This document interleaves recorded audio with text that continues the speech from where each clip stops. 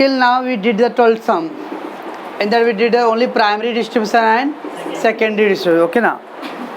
Now the machinery overhead. It means the पूरा भी हम लोग सेकेंड पार्ट जो करने वाले हो totally related to machine and उससे रिलेटेड एक्सपेंसेस. अब मशीन को रन करने के लिए भी कुछ एक्सपेंस होता रहेगा ना, तो मशीन ओवरहेड्स. ओके, तो यू कैन पुट द यहाँ पे हेडिंग मशीन ओवरहेड्स. तो only machine concern means related matter will be discuss here. अब वर्ड है MHR, मशीन आवर रेट.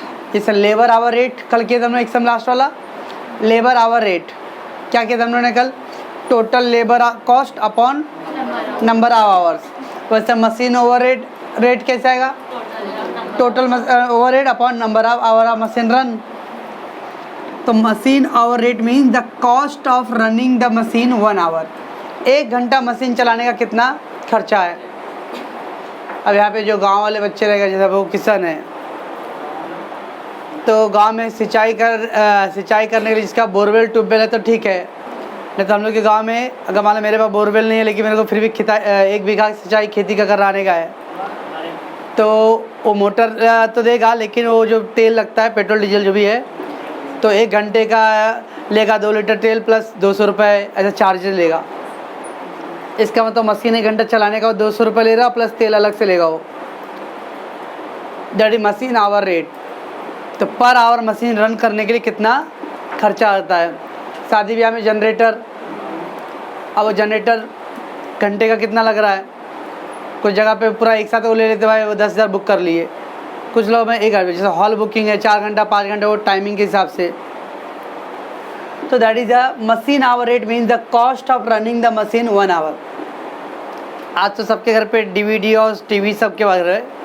जब हम लोग आपके यहाँ इतने थे तो गली में 50 रुपये 20 रुपये कलेक्ट करके VCD मंगाते थे. तो 3 घंटे का 60 रुपये लगता था. अब 3 घंटा से 1 पिक्चर देखो. जिसको 2 पिक्चर देखना तो आधा भगा के देखो, क्योंकि पैसा नहीं. हाँ मतलब दीदी जी हम लोग ना वो बड़ा सा वो TV और वो कैसेट डालने वाला DVD मशीन, DVD प्लेयर क्या जो भी था, और पहले वो कैसेट रहता था रील वाला, तो गली में ऐसा लगा देते थे. और दोनों गली में नो एंट्री दोनों साइड से, बस जो बैठ के देखो अपना ऐसा होता था. ठीक है ना. तो दैट इज वो पर आवर के हिसाब से वो लेता था. तो 3 घंटा का पिक्चर देखने के लिए वो 150 रुपये लेता था, 200 जो भी रहेगा रहे उस टाइम का rate. So machine hour rate means the cost of running the machine 1 hour. 1 घंटा मशीन चलाने का कितना खर्चा है, that is called machine hour rate. Okay, formula क्या बन जाएगा? Total overheads upon machine hour. ध्यान रखना कि हम लोग मशीन से रिलेटेड कर रहे हैं, तो जो ओवरहेड इसमें लेबर का भी रहेगा क्या? ओनली मशीन से connected expenses will be recorded, other expenses will not be there. Machine का कर रहे ना तो ओनली मशीन से रिलेटेड ओवरहेड्स रहेगा, उसके total upon number of hour that machine have run. Okay, now machine overhead को भी डिवाइड इनटू 2 पार्ट. वन है स्टैंडिंग चार्जेस, अदर है रनिंग चार्जेस.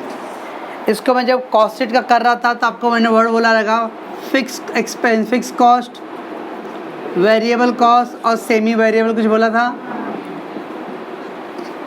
फिक्स कॉस्ट आप यूज़ करो या मत करो उतना फिक्स एक्सपेंस है. प्रोडक्शन 0 हो या मोर होने दो, the expense is going to be fixed. That is called fix cost. 0 production हुआ तो भी आपको मान लो 1000 रुपये देना है.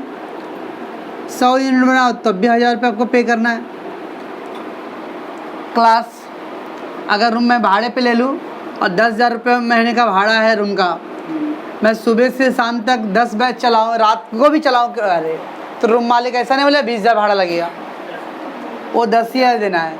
और या तो फिर एकदम मैं ऐसा आराम की तरह एकदम 5-6 पिक्चर ही देखते रहता हूँ घूमकर और 1 बैच खा देता दिन भर में, तो भी रूम वाले को मुझे वो 10,000 देना है. फिक्स्ड है. तो हो गया फिक्स्ड. उस फिक्स कैसे वर्ड, वो यहाँ पे वर्ड यूज होगा standing charge. Standing charge nothing but meaning of fix cost. अब फिक्स का मतलब मशीन यूज़ करो या मत करो वो लगेगा ही. उसका बेस्ट एग्जांपल, घर में हम लोग टाइल्स लगाने के लिए मशीन मंगाते, कटिंग करने वाला मशीन, वो जो जहाँ पे आपका सीमेंट रेती आता है वहाँ से ले के आए हो, वो बोलेगा रोज़ का पर डे का 200 रुपये। आप यूज़ करो मत करो, वो 200 रुपये वो मशीन का लेगा। अक्सर गली में मैं घर बनता हो झगड़ा ना हो, ऐसा होगा क्या? कॉमन है। तो मान लो मशीन सुबह लेके आए और गली वाले का झगड़ा हो गया, तो झगड़ा में काम हुआ ही नहीं, बंद उस दिन काम। शाम को जाके मशीन देने के वापस, तो भी वो 200 रुपये ले गए। आप झगड़ा करो या कुछ भी करो, उनका तो मशीन दिन भर लग गया ना आपकी इधर ही। That is the fix charges, उसको वर्ड बोलते हैं standing charges. Okay, and the second the variable varies. More you produce more expensive will be, less produce less expensive. Till June तक या जून से पहले तो 2-3 बैच, मीन्स अगस्त सितंबर तक 3 ही बैच था मेरा, तो 3 बैच था, तो 3 बैच के लिए लाइट बिल भरना पड़ेगा। अब ज़्यादा बैच यूज़ करूँगा तो मुझे लाइट बिल ज़्यादा लगेगा। That is a variable varies, उसको वर्ड बोलते हैं हम लोग रनिंग चार्जेस। तो यहाँ पे ये वर्ड अलग है, मतलब वो ये सेम। स्टैंडिंग मतलब फिक्स एंड द रनिंग मतलब वेरिएबल। ओके ना। Standing charges means the fix charges, it varies with the timing. आप प्रोडक्शन करो या ना करो उससे मतलब नहीं, मशीन चल रहा है नहीं चल रहा उससे मतलब नहीं, कितने टाइम तक वो मशीन वहाँ पे है उसके हिसाब से उस चार्ज लग रहा है। Okay, not with the use of the machine, whether you using the more और whether you are using less, you have to pay the fix expenses, that is called a standing charge. तो standing मतलब fix, while the running charge means the variable charge varies as per the use of the machine.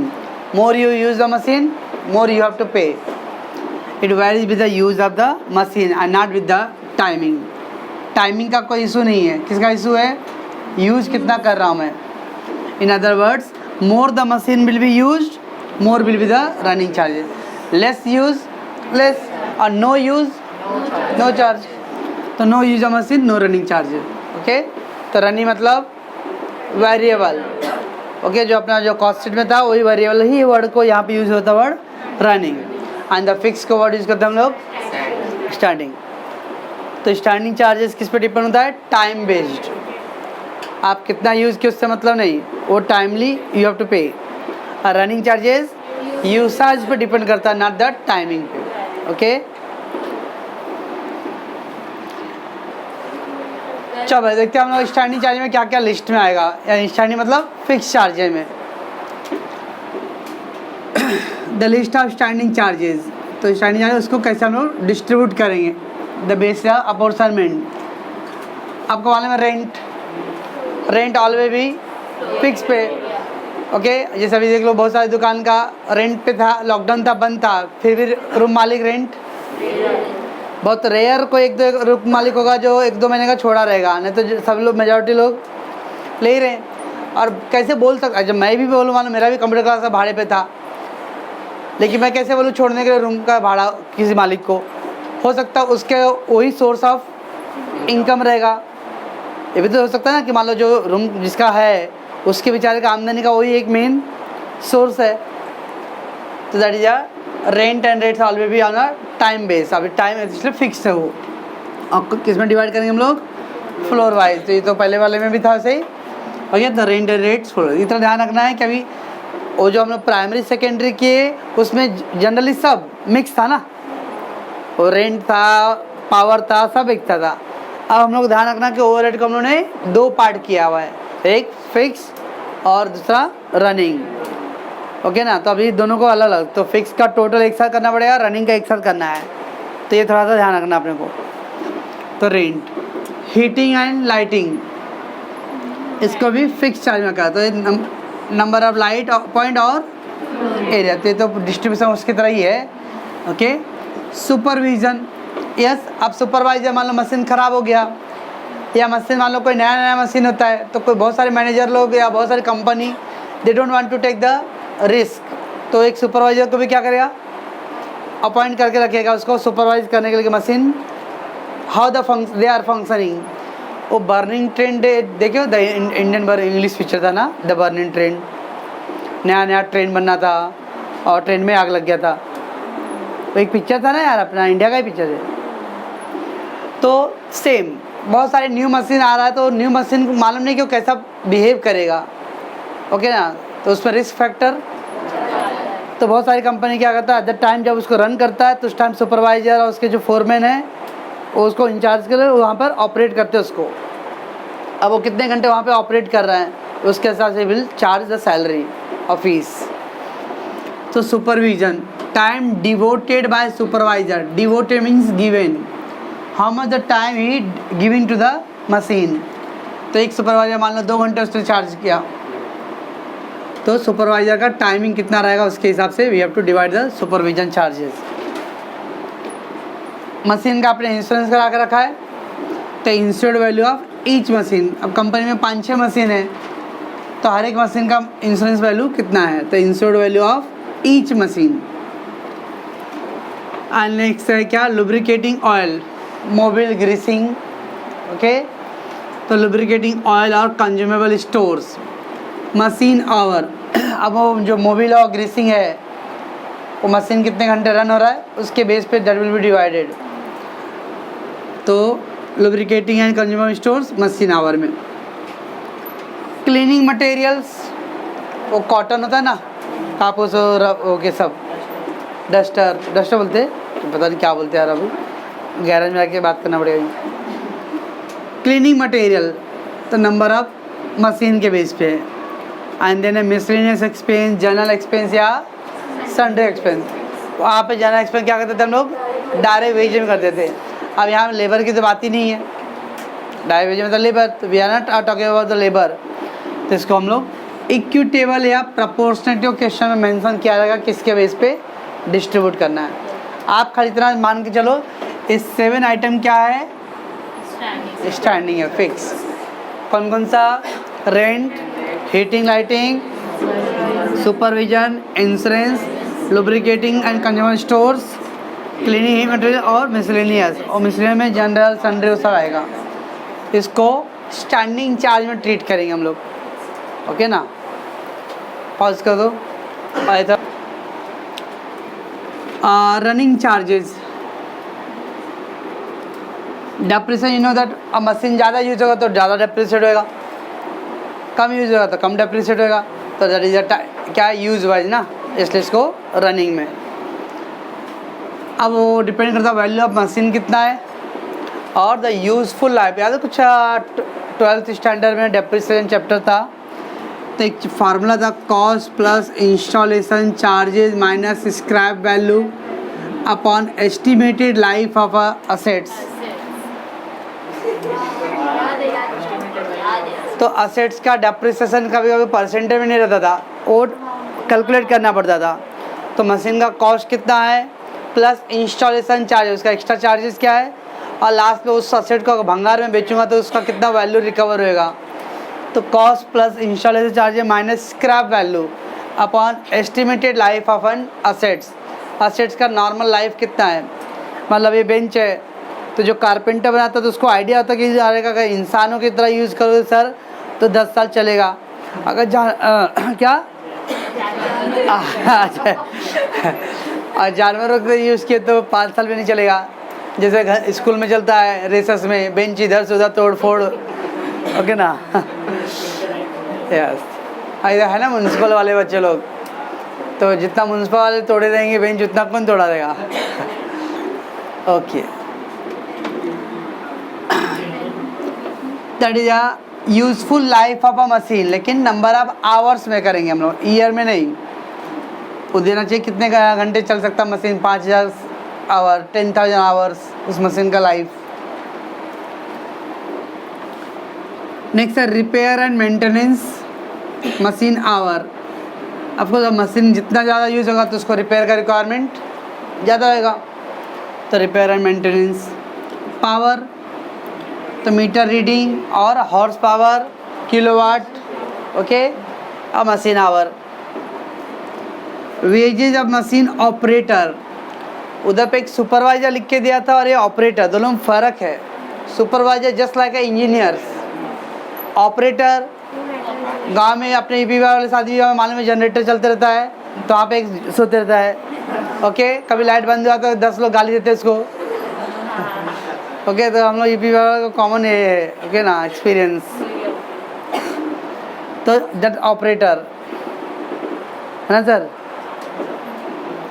तो wages of machine operator, time devoted by the operator, तो कितना time वो दे रहा है। कुछ लोग अभी वो मान लो जैसे वो मशीन ले रहा हूँ मैं और वो ऑपरेटर ही बुलाएगा तो ऑपरेटर का अलग से चार्ज लेता है। हमको आता है करने के लिए, हमको नहीं है, खाली मशीन दे दो। तो दैट मीन वो कितना टाइम ऑपरेटर का यूज़ होने वाला है, उसके बेस पे that will be their wages will be decided. And some chemical, कुछ मशीन ऐसे जिसमें केमिकल का रिक्वायरमेंट है, जैसे मान लो कंप्यूटर है, प्रिंटर है, तो उस पर cartage, ink, as per the use आ जाता केमिकल। आप खाली ध्यान रखना इतना, इसका रिक्वायरमेंट आपको सब में नहीं होने वाला है। वैसे वो स्टैंडिंग में भी लिख के दिया आपके नॉलेज के लिए, ऑब्जेक्टिव क्वेश्चन में हो सकता है। तो जब सम करेंगे ना, खाली ये याद रखो कि रनिंग में क्या क्या आता है और स्टैंडिंग में क्या क्या आता है। ओके ना, ये आप पढ़ के रखो तो नुकसान नहीं आएगा, वो आपके नॉलेज में काम ही आएगा। बट सम करते समय आपको इसको जरूरत नहीं पड़ने वाला है। खाली we have to know about the how much the item are, what are the item are in the standing and what are the in the running part. Okay ना।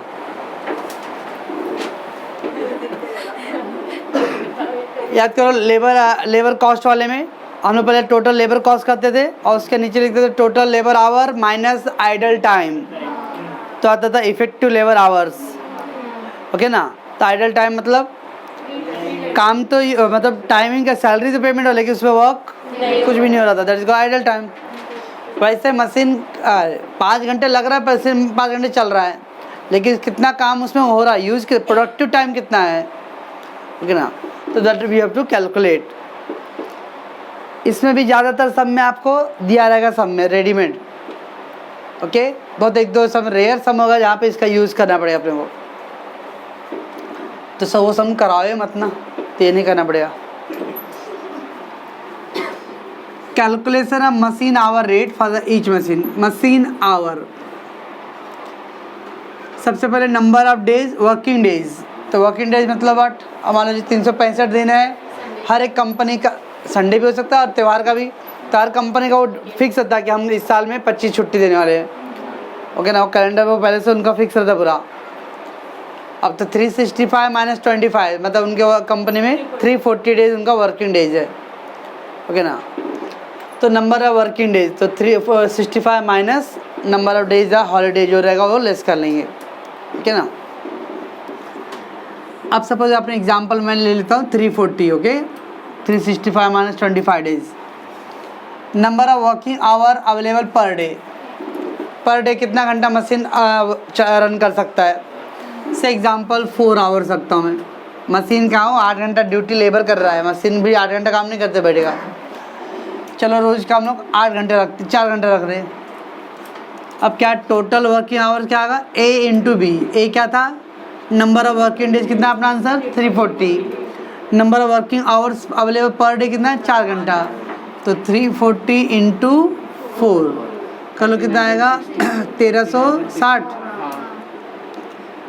तो 1360 आवर्स आ गया ईयरली, बराबर है।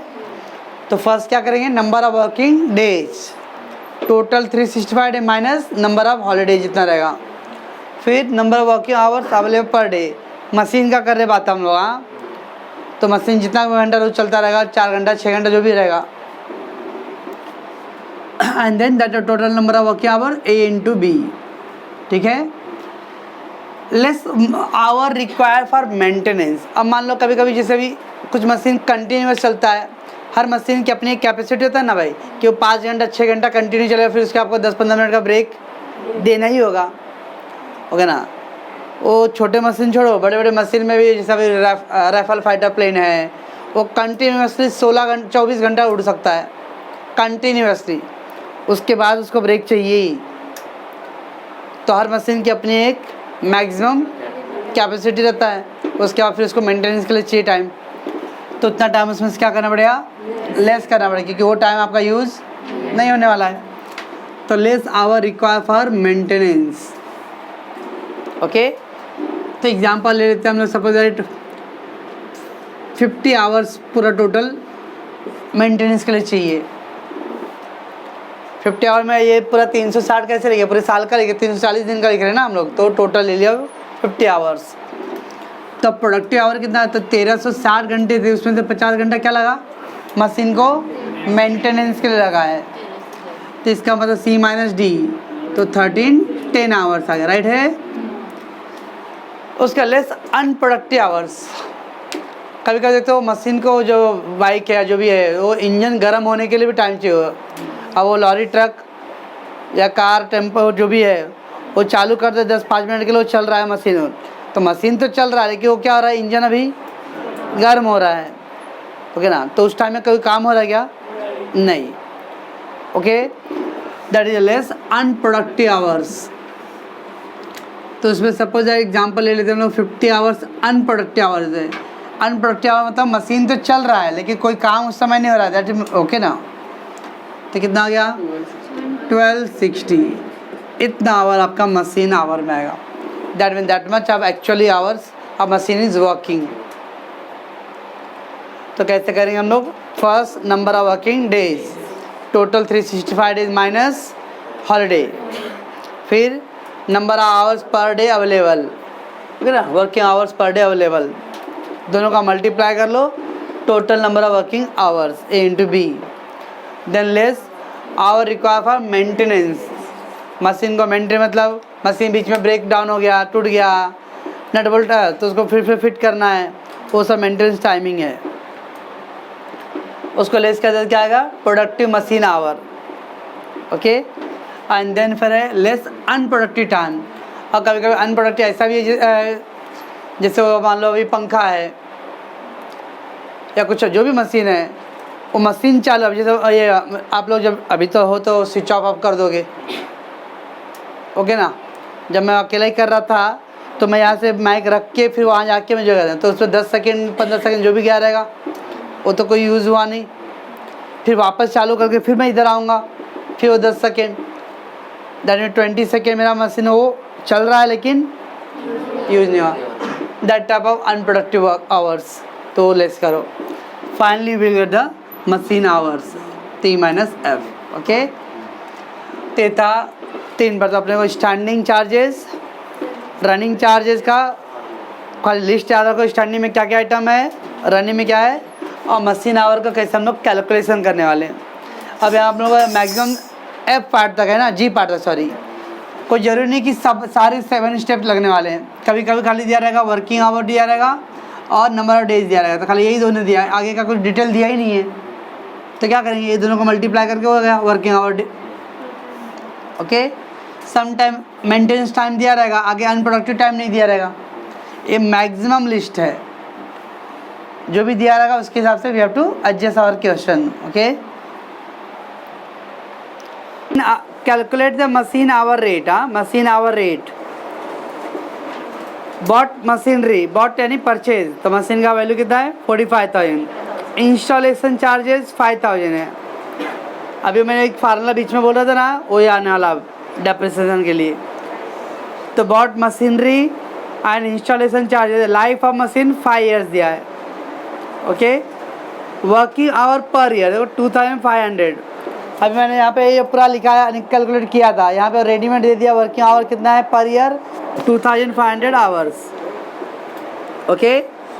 Repair charges 75% of depreciation, and then क्या, electric power consume 10 unit per hour, 15 पैसे per unit. 1 घंटे में कितना इलेक्ट्रिक कंज्यूम होता है 10 यूनिट, और पर यूनिट का चार्ज कितना है 15 पैसे। तो 1 यूनिट का 15 पैसे है, तो 10 यूनिट का 150 पैसे ना, तो 150 पैसे मतलब 1 रुपीज़ 50 पैसे, बराबर ना, 15 पैसे ना पर यूनिट पैसे है, तो 10 यूनिट का 150 पैसे आएगा। तो उसको रुपीज़ में कन्वर्ट करें तो 1 रुपीज़ 50 पैसे। लुब्रिकेंट ऑयल दिया 4 rupees per day for 8 hours, 4 rupees per day. एक दिन का कितना लुब्रिकेंट चार्जेज है 4 रुपये, और एक दिन में कितने घंटे का यूज़ हो रहा है 8 आवर्स।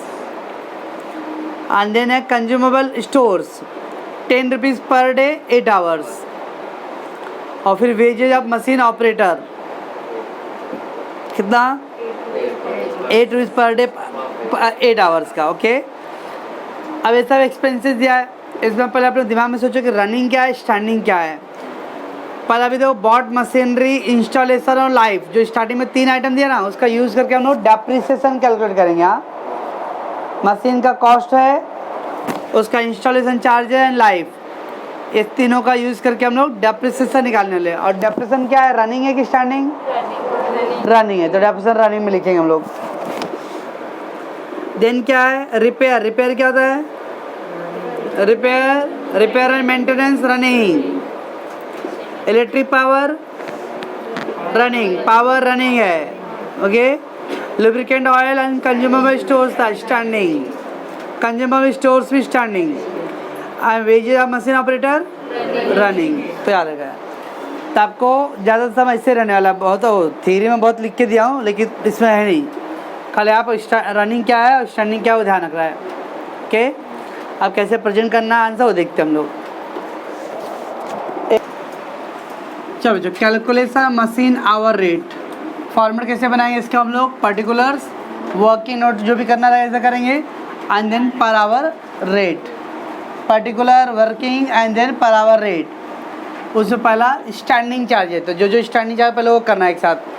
चलो, क्या क्या स्टैंडिंग था?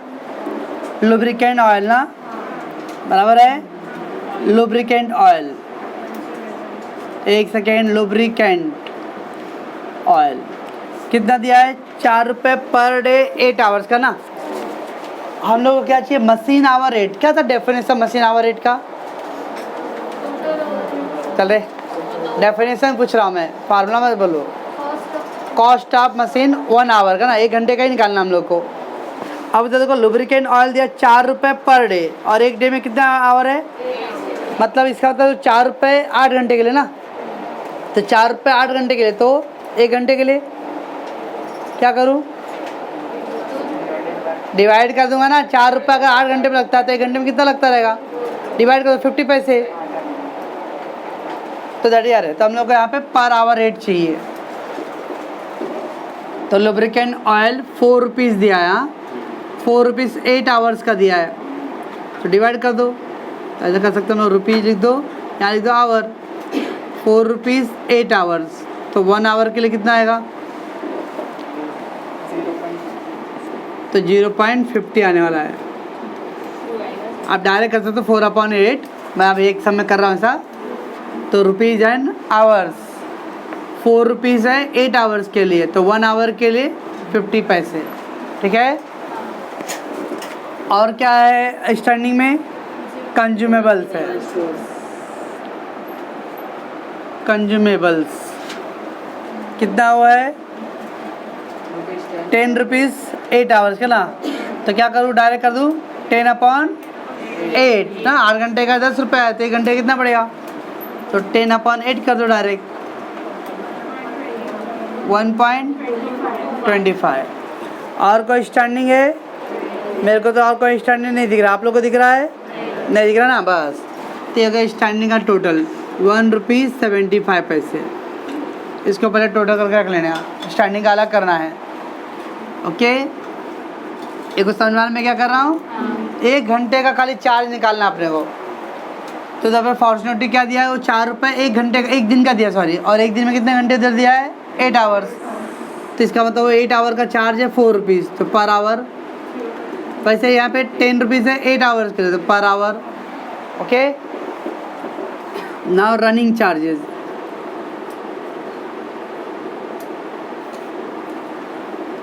रनिंग चार्जेस, उसमें first depreciation, wait. Okay, depreciation. चलो मैं, तो डेप्रिसिएशन पर एनम का क्या फार्मूला होता है? 1 साल का depreciation per annum, cost plus installation charges minus scrap upon number of years, estimated life, estimated life. Cost plus installation charges, minus scrap value upon estimated life. चलो बताओ मेरे को, कॉस्ट कितना है 45,000, इंस्टॉलेशन चार्ज कितना है 5, स्क्रैप वैल्यू नहीं दिया है, अपॉन लाइफ कितना दिया है 5 ईयर्स, मिला कहीं पे 5, तो 10,000 है ना। ये 10,000 ईयरली आएगा, 5 साल का था पूरा, तो 1 ईयर का है, 1 ईयर का है। हम लोग को 1 ईयर का नहीं यहाँ पे चाहिए, क्या चाहिए 1 आवर का है। 1 ईयर में कितना आवर उधर दिया है देखो, वर्किंग आवर्स पर ईयर 2500, मिला कहीं पे। तो देयरफॉर डेप्रिसिएशन पर आवर कितना आ जाएगा 10,000 डिवाइड बाय 2500, 4 रुपीज़। याद मैं क्या कर रहा हूँ पहले, तो डेप्रिसिएशन पहले पर एनम मतलब ईयरली फाइंड करो। तो कॉस्ट प्लस इंटरेस्ट, यहाँ पे ईजी था, वो डायरेक्टली दिया था 1 दिन का, अब ये 1 दिन का नहीं है, वो 5 ईयर्स दिया हुआ है ना। तो cost plus installation minus scrap upon estimated life, तो 45,000 कॉस्ट है, installation charges, scrap is not given and life ये 5 ईयर्स है। ये जो आंसर 10,000 आया वो 1 आवर का नहीं है, ये 10,000 पूरे ईयर का है, और 1 ईयर में कितना आवर दिया उधर पे 2500, डिवाइड कर दिया 4 रुपीज़ आ गया, ठीक है। और क्या है मेरे पास, रिपेयर चार्जेज है। रिपेयर चार्जेज क्या दिया, रिपेयर चार्जेस के बारे में 75% ऑफ डेप्रिसिएशन, तो डेप्रिसिएशन कितना है 4 रुपये आया, तो उसका 75%, 4 रुपीज़ का 75, 3 रुपये, क्लियर। और कुछ है, पावर है ना, इलेक्ट्रिक पावर कितना है 10 यूनिट पर आवर, हम लोग को 1 घंटे में 10 यूनिट लगते हैं, और 1 यूनिट का चार्ज कितना है 15 पैसे पर यूनिट, 15 पैसे पर यूनिट का ना, 1 यूनिट का 15 पैसे, कितना यूनिट लगा है 10 यूनिट, तो 10 यूनिट का मल्टीप्लाई कर दो, तो 10 यूनिट इंटू 15 पैसे, ये 150 पैसे आया। ये 150 पैसे कितने घंटे में लगा है,